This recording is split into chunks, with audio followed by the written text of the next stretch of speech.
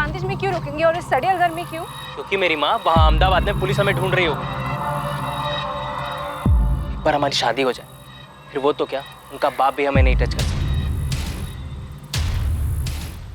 मैंने उससे झूठ बोला उसका भरोसा जीतने के लिए, ताकि मैं अपना मकसद पूरा कर सकूं।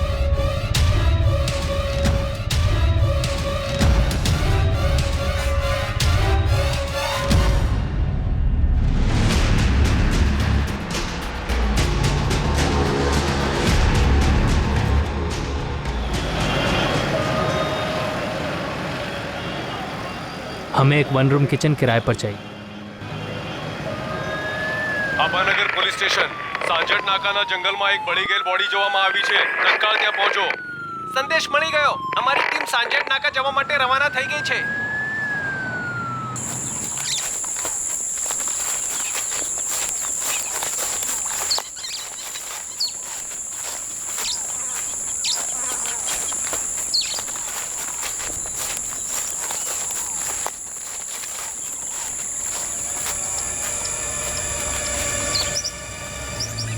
ज़्यादा एम्बुलेंस मिल रहा हूँ।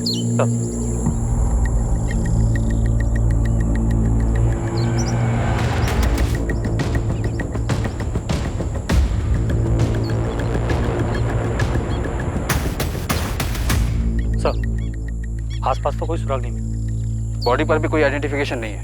और सर जिस गांव वाले ने बॉडी को स्पॉट किया उसने भी किसी को आता जाता नहीं देखा। लाश को इसी बोरी में लपेट कर लाए होंगे और यहीं जलाया होगा, और काफी जलने के बाद इसी बोरी से आग बुझाई भी होगी। हो सकता है सर, बॉडी पर काफी स्ट्रॉन्ग कैरोसिन की स्मेल। बलदेव,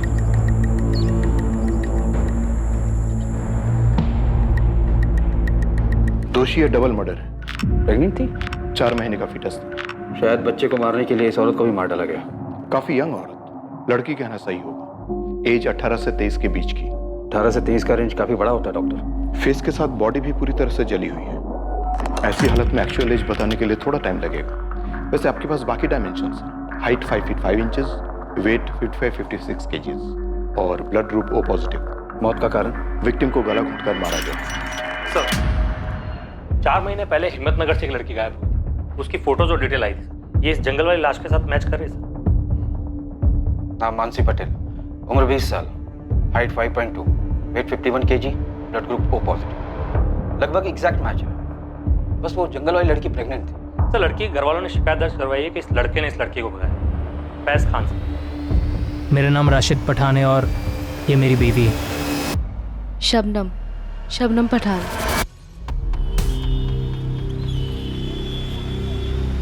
साहब ये कहाँ लिखा है कि सिर्फ लड़का ही लड़की को भगाता है? अरे आजकल की लड़कियां कुछ कम है क्या? सर इस औरत को बोलिए मेरी बेटी पर उंगली ना उठाए। इस औरत का क्या मतलब? तमीज से बात करो, समझे? इनका लड़का परेशान करता था हमारी मानसी को। जरूर इन लोगों ने कुछ खिला पिला दिया होगा मेरी बेटी को। इन लोगों ने का क्या मतलब है? हमें कोई ऐसा समझ रखा है, अपनी लड़की तो संभाली नहीं जाती है। एक मिनट, जो बजाइए आप लोग, कोई कुछ नहीं बोलेगा। पुलिस स्टेशन है ये। तो बोल, इधर आओ। इनको एसआई अपनी के पास लेकर जाओ। आप लोग इनके साथ जाइए और रिपोर्ट लिखवाइए। और अब आप बोलिए। अब मैंने बताया ना, मेरा बेटा फैसला बहुत सीधा है। उसका अपना गैराज है, ऑटोमोबाइल का कोर्स किया उसने, सब अच्छा चल रहा था। इसकी बेटी ने उसे लपेटे में ले लिया है, फांस लिया है उसे।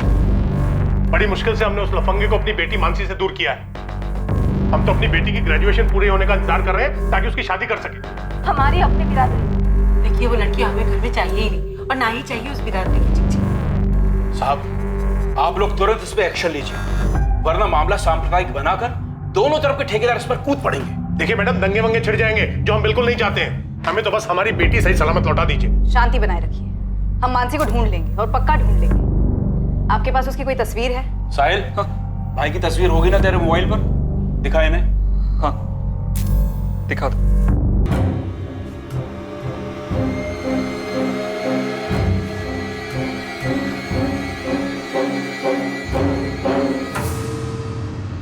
देखिए आपको तो बताइए किस तरह से चिंगारी सोशल मीडिया पर सुलगाई जाती और उस चिंगारी से बनी आग पूरी पूरी बस्ती को जला देती। तो मेरा मशवरा यह है, थोड़ी शांति रखिए आप लोग। हिम्मतनगर के करमवीर नगर थाने भेजो तुरंत।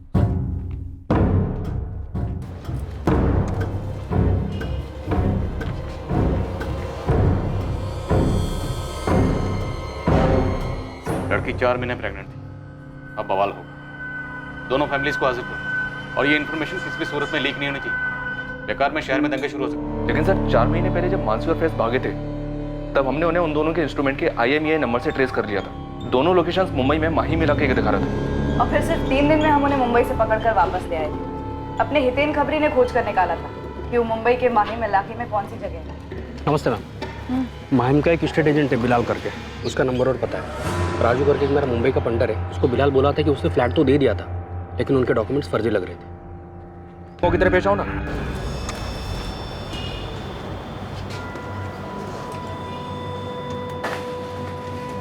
राम जी, सविता जी, अगर आप लोगों ने दोबारा ऐसी कंप्लेन की तो हम कोई एक्शन नहीं लेंगे। लड़की आपकी बालिग है और हमसे 1000 बार कह चुकी है कि वो अपनी मर्जी से फैज के साथ गई थी। इसे ये सब बोलने के लिए मजबूर किया जा रहा है। मुझे किसी ने मजबूर नहीं किया है। तू चुप रह, मुंह बंद रख। चल घर चल। अरे नईम जी, देखिए ये आपका घरेलू मामला है। अगर आप इसे घर में ही निपटा लें तो अच्छा है। कानून बालिगों का साथ देगा, बिरादरी का नहीं। जब गायब हुए थे तो ये इन्फॉर्मेशन आप लोगों ने सभी पुलिस स्टेशन में भेजी होगी, हमेशा की तरह। पूरे स्टेट के हर एक थाने में भेजी गई थी, पूरी डिटेल और तस्वीरों के साथ। और जब वापस मिल गए, घर वालों को लौटाए गए, क्या ये इन्फॉर्मेशन भी बाकी पुलिस स्टेशन को दी गई कि दोनों मिल गए? शायद मिस कर दिया सर। गलती यही हुई। प्रांतिज पुलिस को अभी भी लग रहा हो कि दोनों गायब हैं, इसलिए दौड़ 2-4 हुई। 1 मिनट सर, ये भी तो हो सकता है हम मानसी और फैज को 4 महीने पहले वापस लेकर आए थे। ऐसा भी तो हो सकता है कि ये दोनों फिर से कहीं भाग गए और मानसी के साथ कुछ हुआ।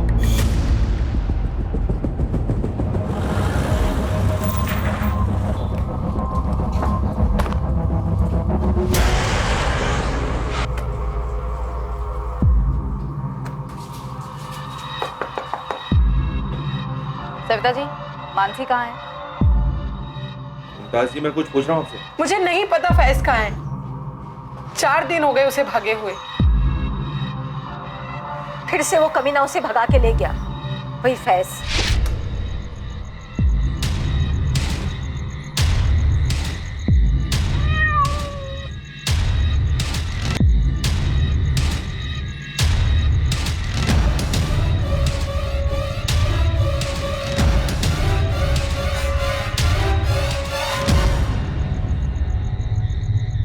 फैज के साथ आखिरी बार बात कब हुई थी आपकी? बताया तो 4 दिन पहले भागे हैं वो। उसके बाद बात ही नहीं करने दी होगी उस लड़की ने। तो फिर आपने कंप्लेंट क्यों नहीं की? थी मैडम। मैं और मानसी के बापू आए थे आपके थाने। कब? 4 दिन पहले। सुबह मानसी गायब हुई थी और दोपहर में हम लोग आए थे। आप लोग उड़िए और जाइए यहाँ से। पहले आप हमारी शिकायत तो दर्ज कीजिए। वो फैज खान फिर हमारी बेटी मानसी को भगा कर ले गए। आप लोगों को पिछली बार बोला गया था कि वो दोनों बालिग हैं। हम उनके निजी मामले में दखल नहीं दे सकते। अब आपकी शिकायत दर्ज नहीं होगी। बिना नारा किए जाइए यहाँ से। हम एक बार मैडम से मिलने तो दीजिए। वो नहीं मिल सकते। बोला जाइए आप दोनों। आप राम जी को लेकर कल सुबह हिम्मतनगर सिविल हॉस्पिटल में आ जाइए। हॉस्पिटल? क्यों? प्रांतिज पुलिस को एक लाश मिली है। हाइट, बॉडी, ब्लड ग्रुप, उम्र सब कुछ मानसी से मिलता है। कत्ल के वक्त वो 4 महीने प्रेग्नेंट थी। ये क्या कर दिया हमारी मानसी को? क्या कर दिया मानसी को? राम जी, ये मानसी है।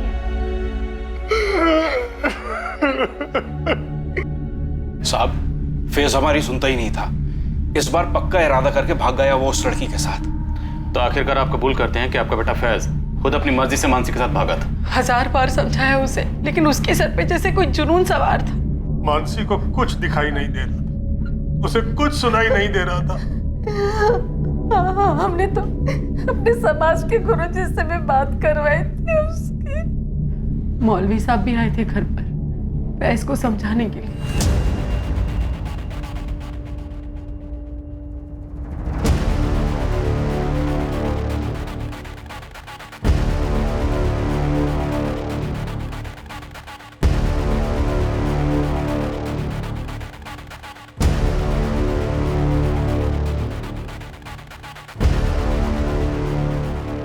बिरादरी का तो छोड़िए, माँ बाप का भी ख्याल नहीं किया और पीछे अपना ये मोबाइल छोड़ गया था। साहिल, इसका पासवर्ड मालूम है तुम्हें? जी नहीं पता सर। एफएसएल भेज देता हूँ सर। पासवर्ड क्रैक करने के लिए। बोलो अर्जेंट। सर। साहब, इन दोनों के बारे में कुछ पता चला? मर्डर हुआ है मानसी, क्या? ये क्या कह रहे हैं आप? और कत्ल के वक्त लड़की 4 महीने प्रेग्नेंट थी। फैज के अलावा किसी और पर शक? कोई दूसरा बॉयफ्रेंड रहा हो? और कोई नहीं था। बिरादरी में से किसी को कुछ पता चला हो और गुस्से में कुछ कर दिया हो बिरादरी की इज्जत नहीं खाते? क्यों राम जी? जी नहीं मैडम, इस फैज को फांसी नहीं, इसको जिंदा जला देना चाहिए। क्या बोल रहे हैं आप? मेरा बेटा किसी का खून नहीं कर सकता। सब गलती की है मेरे बेटे ने, लेकिन वो उससे बहुत प्यार करता था और अगर इस तरह मार ही डालना होता तो 3 बार उसके साथ भागता नहीं वो। क्या 3 बार? इसके पहले तो मुंबई भागे थे ना, जब वापस लेकर आए थे हमारे। उसके पहले भी कहीं भागे थे? मुंबई जाने से पहले एक बार और, उसके 1 साल पहले। दरअसल वो लड़की मानसी मेरे बेटे साहिल की दोस्त थी। क्लासमेट थी सर। दरअसल वो लड़की मानसी मेरे बेटे साहिल की दोस्त थी। क्लास से दोनों का चक्कर चल रहा था। फैज उसे गैराज के ग्राहकों की गाड़ी में घुमा रहा था। ये गैराज फैज का अपना? जी साहब, फैज और उसके 2 दोस्त हेतल और चेतन ने मिलकर खोला था। उस बीच फैज और मानसी के बीच क्या चल रहा था ये हम लोगों को बिल्कुल मालूम नहीं था। इस चक्कर के बारे में तो साहिल को भी कुछ नहीं पता था। जी नहीं मालूम था सर। पहली बार साहब जब फैज रात को देर से आया तो हम लोग बहुत परेशान हो गए थे। रात भर ढूंढा हमने उसे, पर वो कहीं भी नहीं मिली। हम पुलिस के पास जाने के लिए निकल ही रहे थे कि मानसी वापस आ गई।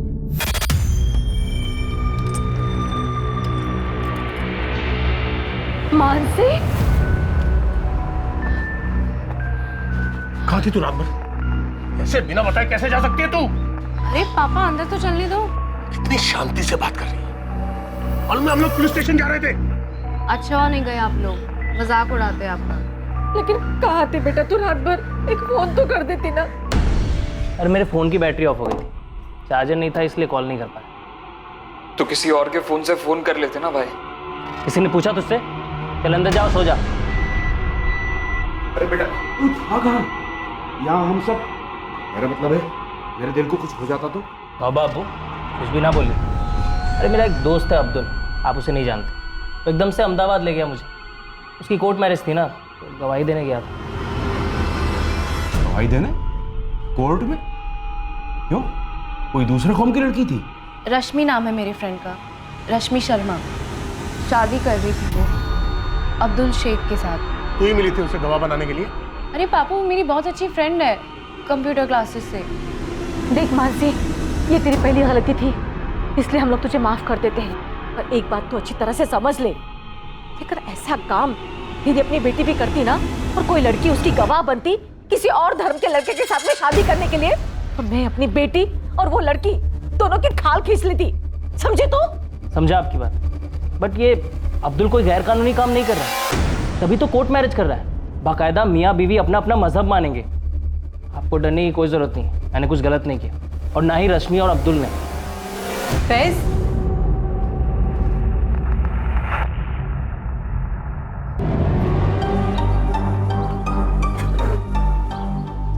हमारा एक्सपेरिमेंट पूरी तरह से फेल नहीं हुआ है फैज। हाँ ये तो 1 दिन के लिए था, पर अगर हम 5-6 दिन के लिए भागे, तुम्हें क्या लगता है हमारे माँ बाप पुलिस में नहीं जाएंगे?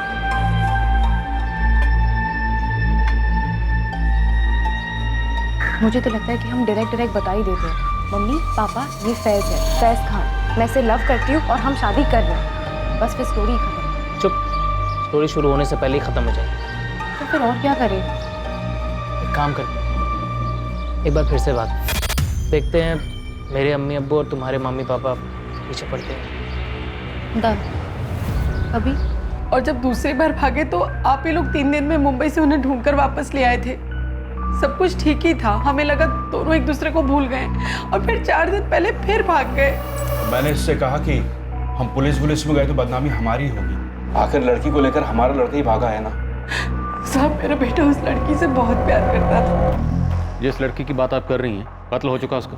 कत्ल के वक्त लड़की 4 महीने प्रेग्नेंट थी। कैसा प्यार था ये? मैं आपसे कह रही हूँ, फैज उस लड़की का क्या किसी का कत्ल नहीं कर सकता है। तो फिर मानसी को कौन मार सकता है? आपकी बिरादरी में या खानदान में ऐसा कोई है जो इन दोनों के इस रिश्ते को जानता है और जो इसके सख्त खिलाफ है?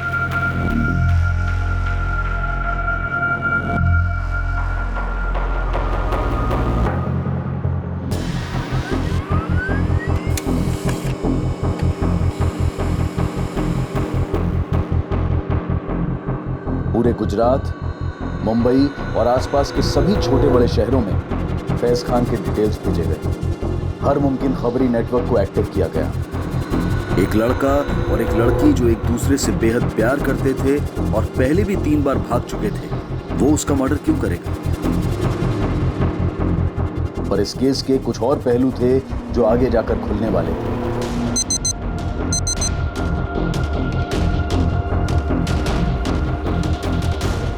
कुछ और खिलाड़ी थे जिनका किरदार उभर कर आना बाकी था। पर फिलहाल सारा शहर तनाव की गिरफ्त में आ चुका था। कौमी फसाद करवाने वाले घात लगाए बैठे थे।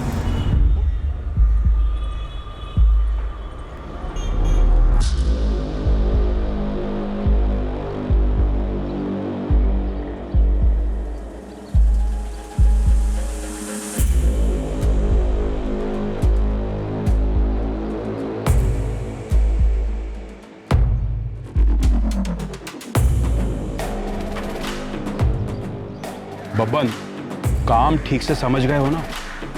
नहीं भाई, ये हमारा रोज का काम है, फिक्र मत कीजिए, आपका काम हो जाएगा।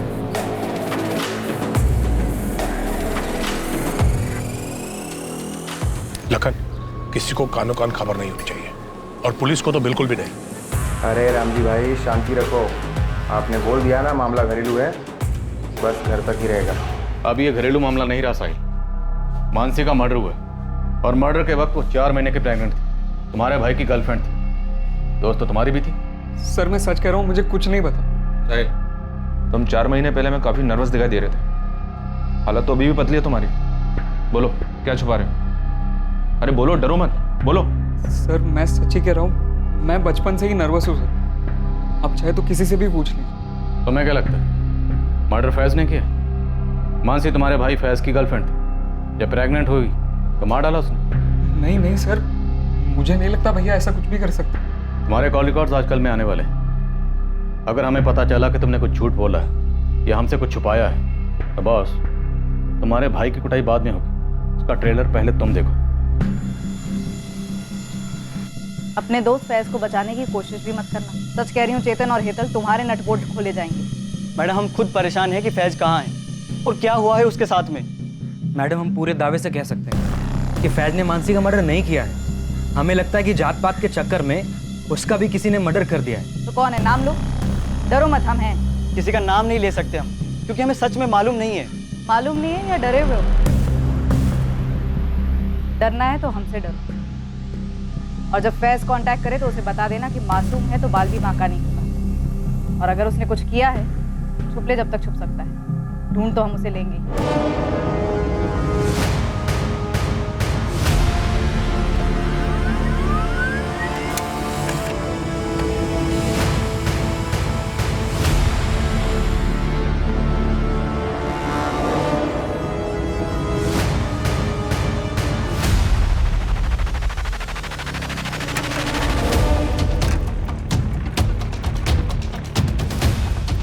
पोस्ट किए गए तीनों खत दरअसल एक ही खत की 3 कॉपीज थी जो 3 अलग अलग एड्रेसेस पर पहुंचने वाली थी, और ये चौंकाने वाले खत मानसी मर्डर केस पर नई रोशनी डालने वाले थे।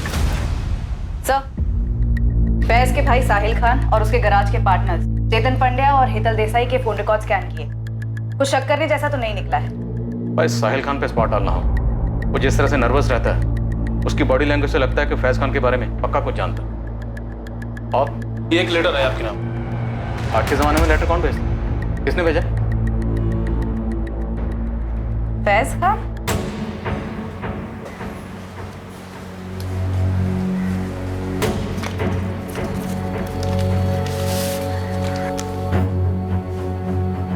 जब तक आप लोगों को ये चिट्ठी मिलेगी, मैं इस दुनिया से जा चुका हूँ। लेकिन जाने के पहले मैं आप सबको एक सच बताना चाहता हूँ। मानसी के साथ मेरा रिश्ता सिर्फ और सिर्फ जिस्मानी था। कम से कम मेरी तरफ से तो उतना ही था। 1 साल पहले जब हम अहमदाबाद गए थे तब कोई रश्मि और अब्दुल की कोर्ट मैरिज नहीं थी। बस हम दोनों पूरा दिन और रात एक लॉज में थे। मुंबई में भी हम वही करते रहे जिसके लिए हम घर से भागे थे। पर जब पुलिस ने हमें पकड़कर वापस लाया और सभी बड़ों ने मुझे समझाया, तब मैंने सोच लिया था कि अब मुझे मानसी से ब्रेक ऑफ करना है।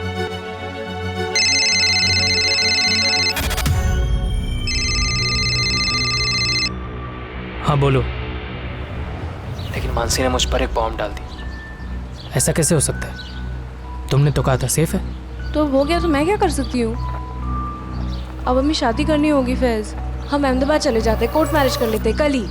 शादी कोई इंस्टेंट कॉफी नहीं है कि बस कर ली। उस दिन लॉज रूम में तुमने ये सब नहीं सोचा था? जो भी हुआ वो हम दोनों की मर्जी से हुआ। मैंने कोई जोर जबरदस्ती नहीं की थी तुम पे। तो शादी करना तुम्हारी मर्जी नहीं है? इतना सब कुछ हो गया और सब बड़ों ने भी समझाया। मानसी, मुझे लगता है हम दोनों की भलाई इसी में है कि हम अब अलग हो जाएं। देखो, तुम इस बच्चे को अबॉर्ट कर दो, जो भी खर्चा आएगा मैं पे करूँगा। फैज, या तो कल सुबह तुम अहमदाबाद में मुझसे शादी करोगे या फिर कल सुबह मैं पुलिस में जाके तुम पे किडनैपिंग और रेप का केस ठोक दूंगी, समझे? फिर देखो कैसे पे करोगे। मानसी, पिछले 2 बार की तरह मैं आज रात को भी 3 बजे निकलूंगी। तुम मुझे हाईवे पे मिलना और अभी इसी वक्त अहमदाबाद के किसी लॉयर को हमारी शादी के लिए अरेंज कर लेना, वरना तुम बहुत पछताओगे फैज।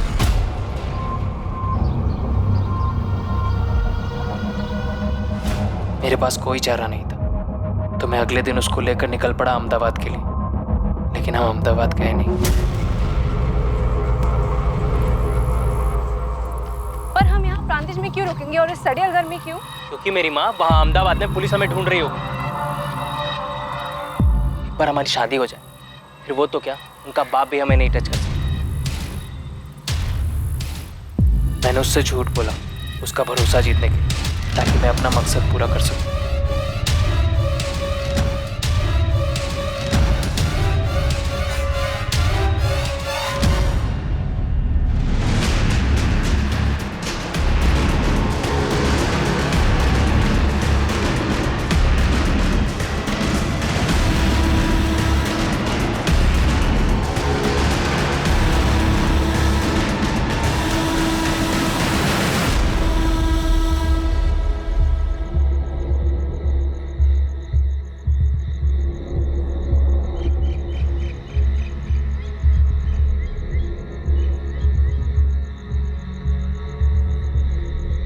जानता हूं मैं और भाग नहीं सकता और मैं पूरी जिंदगी जेल में नहीं गुजारना चाहता। अपने अम्मी अब्बू को जीते जी जिल्लत की उम्र कैद नहीं देना चाहता। बस जाते जाते आप सबसे इतना कहना चाहता हूं कि इस मसले को धर्म वाला मसला ना बनाया जाए। पूरी गलती सिर्फ और सिर्फ मेरी है। कमजोर खुदगर्ज इंसान। अल्लाह हाफिज अम्मा, साहिब और मानसी के मम्मी पापा, आपसे तो मैं माफी मांगने के लिए आया। हरेश, लेटर दिल्ली से आया और चांदनी चौक एरिया से पोस्ट किया गया। दिल्ली पुलिस से कांटेक्ट करो और लावारिस लाशें चेक करने के लिए कहो।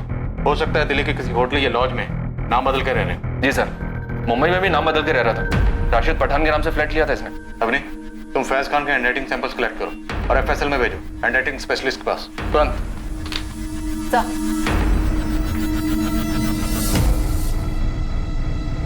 अब तो पुलिस को भी कोई शक नहीं होना चाहिए कि हमारी मानसी को इस फैज ने ही मार डाला। मैं तो शुरू से ही कह रहा था कि लड़का गलत है, गलत है।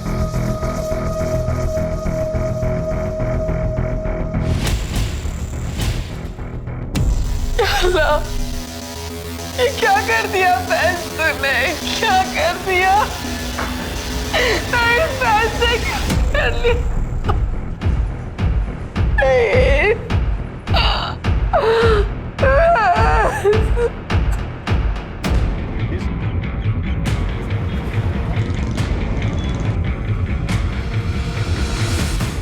दूसरी ओर दिल्ली पुलिस ने फैज को लावारिस लाशों में ढूंढा और उनके हाथ कुछ नहीं लगा। लेकिन यहां तीसरी ओर प्रांतिज पुलिस, जिन्हें मानसी की लाश मिली थी, उनके हाथ कुछ लगा जरूर।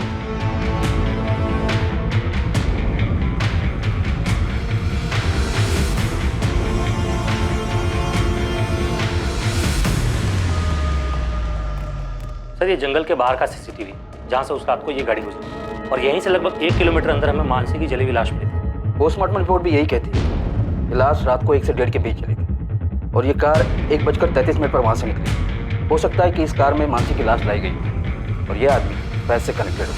जरा इस कार को ट्रेस करो। वैसे भी हमें काफ़ी देर हो चुकी है, काश ये फुटेज हमें काफ़ी पहले मिल गई हो।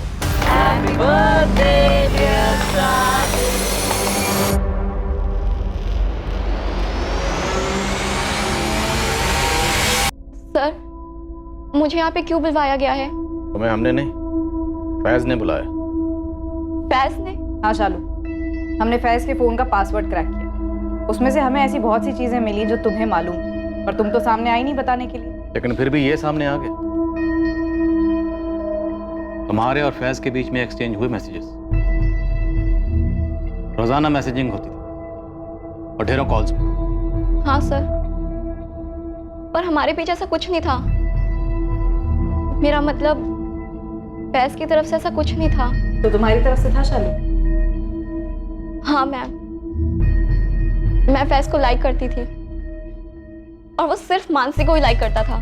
वो तुम्हारे मैसेजेस से जाहिर होता है, पर फिर भी वो तुमसे सब कुछ शेयर करता था। तो वो सिर्फ एक दोस्त के नाते करता था। फैज ने तुम्हें एक मैसेज भेजा था जिसमें उसने लिखा है कि मेरे और मानसी के रिलेशनशिप को सबसे बड़ा खतरा हमारे पेरेंट्स से तो है ही, लेकिन एक और खतरा है, और वो है मेरे छोटे भाई साहिल से। तो क्या वाकई उनके रिलेशन को साहिल से खतरा था? हाँ, मुझे फैज ने बताया था।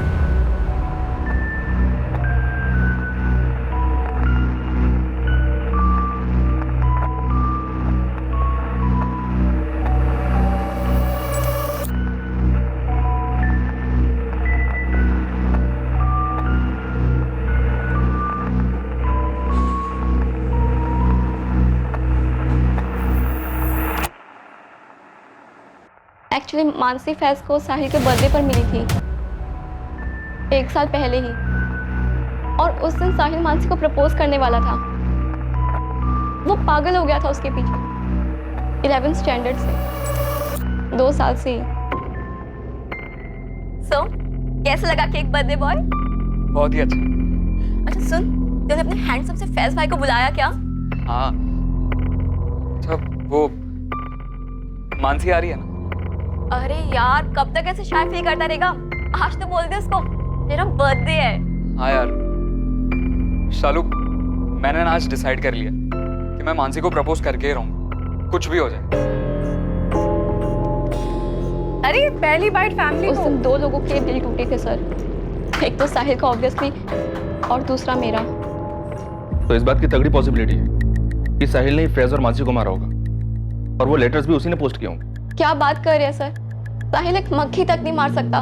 शालू, तुम्हें सब कुछ खुद आकर बताना चाहिए था, पर अब साहिल बताए। परेश, हाँ साहिल। सर मेरी बात सुनिए सर, साहिल ऐसा नहीं कर सकता सर, मेरी बात समझिए तो सी, वो नहीं करेगा ऐसा।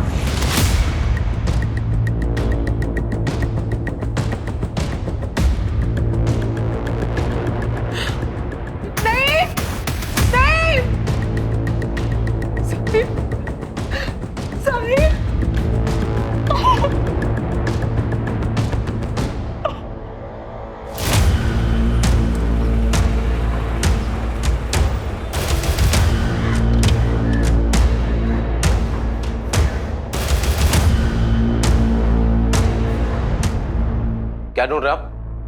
देखिए, मुझे जानने का हक है। आप लोगों की गलत फहमी के कारण मेरे पूरे दिन का नुकसान हो गया। कौन भरपाई करेगा इसका? अरे कुछ बोलो यार।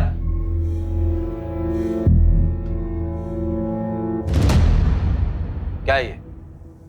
रात में मेरी गाड़ी बस रास्ते से गुजर रही है, और क्या? ये उस रात की फुटेज है जब जंगल में एक औरत की लाश ठिकाने लगाई गई थी। तो मैंने ठिकाने लगाई? तुम्हारी गाड़ी गुजरी जंगल से, शॉर्टकट रास्ता है। मेरे अलावा वहां से हजारों लाखों गाड़ियां गुजरती है और गुजरती भी रहेंगी। उस रात तुम क्या कर रहे थे वहां पर? रंजीत ने मेरी बेटी का घर है, नादी का जन्मदिन था, हिम्मतनगर से वापस आ रहा था, और आप यहां पर बैठकर लाश की बात कर रहे हैं। सर, गाड़ी में कुछ नहीं मिला सर। ठीक है, तुम जा सकते हो।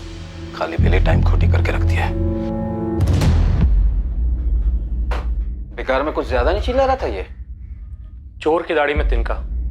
सर इस अरविंद पारिक के पीछे खबरें लगा देता। साहिल कहाँ है? साहब हम बोल तो रहे हैं, हमें नहीं मालूम। नहीं, तुम्हें अल्लाह का वास्ता, हम एक बेटा खो चुके हैं, दूसरा नहीं खोना चाहते। लेटर ही नहीं, दे दो, दे दो।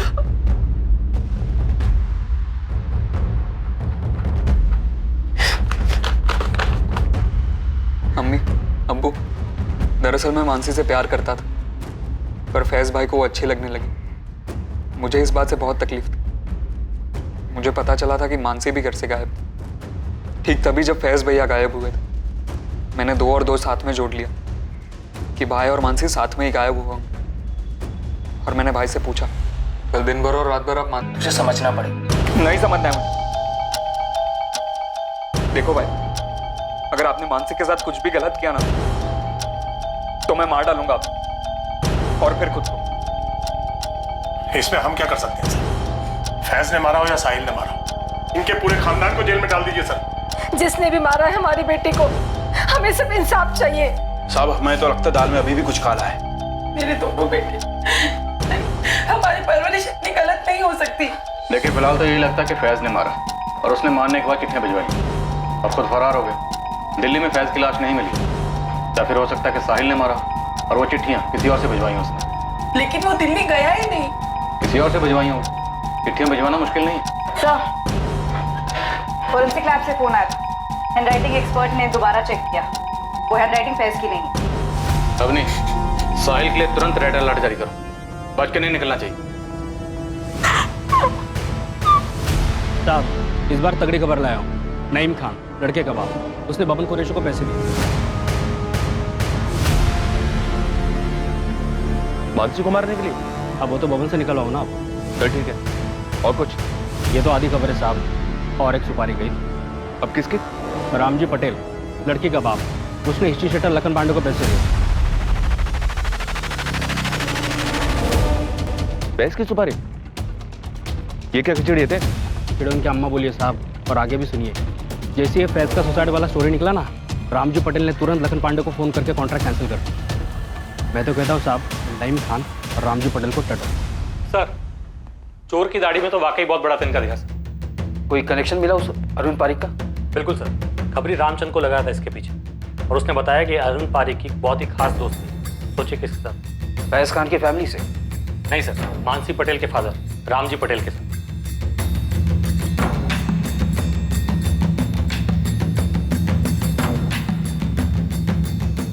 तो इस रामजी पटेल ने अरविंद पारिक के जरिए अपनी बेटी को मरवाया?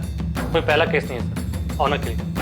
और ये लड़की तो पहले ही 2 बार भाग चुकी है उस लड़के फैज खान से। झाला, हिम्मतनगर के कर्मनगर थाने में फोन करो। जी जी झाला सर, जी थैंक यू सो मच। कौन था मानसी पटेल का कातिल? क्या फैज ने सुसाइड किया था या वो जिंदा था? क्या मानसी के पिता रामजी पटेल ने पहले अपनी बेटी मानसी को मरवाया और फिर शायद फैज का कत्ल प्लान किया ताकि शक फैज पर आ जाए? या फैज के पिता नईम खान का मानसी और शायद फैज की भी हत्या में हाथ था? एक तरफ आशिक साहिल खान भी पुलिस की रडार में एक तगड़ा संदिग्ध था। यह संभावना भी कमजोर नहीं थी कि फैज ने ही मानसी को मार डाला था और किसी और से लेटर लिखवाकर फरार हो गया। परेश सर, ये दोनों हिस्ट्री शीटर पांडे और कुरैशी, जिसको नईम खान और रामजी पटेल ने सुपारी दी थी, दोनों के पीछे लग जाओ। सर अवनी, साहिल खान, तुम्हें जो करना है करो, लेकिन ये साहिल खान मुझे आज के आज अपने कैबिन में चाहिए। जी सर। हाँ बोलिए थे। लीडर में हूँ मैडम, और वो आपका साहिल खान भी इधर ही है। बड़ा पॉइंट टिप दिया था मेरे को। पता कर कहाँ रह रहा है और पीछा कर, मैं पहुंच रही हूँ। जी मैडम।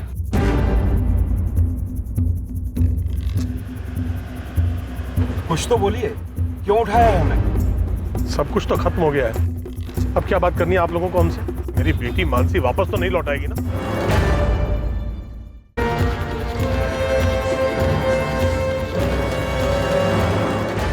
चल फटाफट शुरू हो जा, बता दे कि कैसे मारा मानसी को और फैज को भी। सर मैं सच कह रहा हूँ, मैंने मानसी को नहीं मारा, सच कह रहा हूँ सर। लेकिन मैंने भाई का और मानसी का रिश्ता तोड़ने का ट्राई जरूर किया था। जब पहली बार भाई और मानसी भागे थे और मेरा भाई से झगड़ा हुआ था, तब ना मेरे अम्मी अब्बू को पता था मानसी के बारे में और ना मानसी के माँ बाप को पता था, पर मैंने उन्हें बताया। हेलो राम जी पटेल, तुम्हारी बेटी मानसी कल दिन भर और रात भर फैज खान नाम के एक मैकेनिक के साथ थी। क्या बकवास कर रहे हो? कौन हो तुम? शुभचिंतक बोल रहा हूँ, संभाल लो मानसी को, वरना उसकी जिंदगी तो बर्बाद होगी, साथ में खून की नदियां बहेगी वो अलग। जब दूसरी बार वो लोग भागे तो मेरी जान ही निकल गई थी। सोचा वो लोग शादी वादी कर लेंगे तो, लेकिन फिर आप उन्हें वापस पकड़ कर लाए। तब मैंने सोचा कि अभी नहीं तो कभी। फिर मैं मानसी से मिला। मानसी, दरअसल मैं तुम्हें 2 साल से बात करना चाह रहा था, पर कभी हिम्मत ही नहीं कर पाया। क्या? Actually I love you. Obviously मुझे नहीं पता था कि वो प्रेग्नेंट, और भाई के साथ ब्रेकअप करने वाली बात वो भी झूठी थी। 2 महीने बाद वो लोग तीसरी बार भागे और फिर ये न्यूज आई।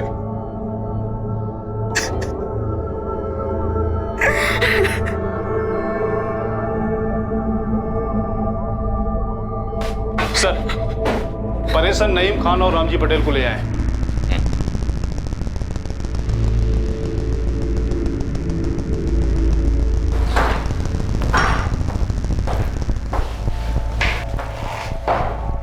साहब, मैंने बब्बन को पैसे दिए थे, लेकिन मानसी को ढूंढने के, ताकि ये लोग मेरे फैज के साथ कुछ करना दे। मुझे भी यही डर था। मुझे फैज को अपने कब्जे में रखना था ताकि ये लोग मानसी को छोड़ दें, लेकिन उस फैज ने ही मानसी को मार दिया और मेरे फैज ने खुद की जान ले ली। फैज की लाश नहीं मिली अभी तक। दिल्ली पुलिस ने सारी लावारिश लाशें चेक कर ली। साहब, हो सकता है खुदकुशी ना की हो, इन्हीं लोगों ने मरवा दिया हो। क्या पकड़े हो? कुछ भी बोल रहे। शुरू से देख रहा हूं तुम दोनों को, बबन कुरैशी और लखन पांडे, यहीं दोनों 24 घंटे में यहीं उल्टे लटके होंगे। फिर देखता हूं तुम दोनों को क्या बोलते हो। नीलेश बारोट, एक इंश्योरेंस एजेंट। मोहित मकवाना, एक सरकारी डिपार्टमेंट में आर्किटेक्ट।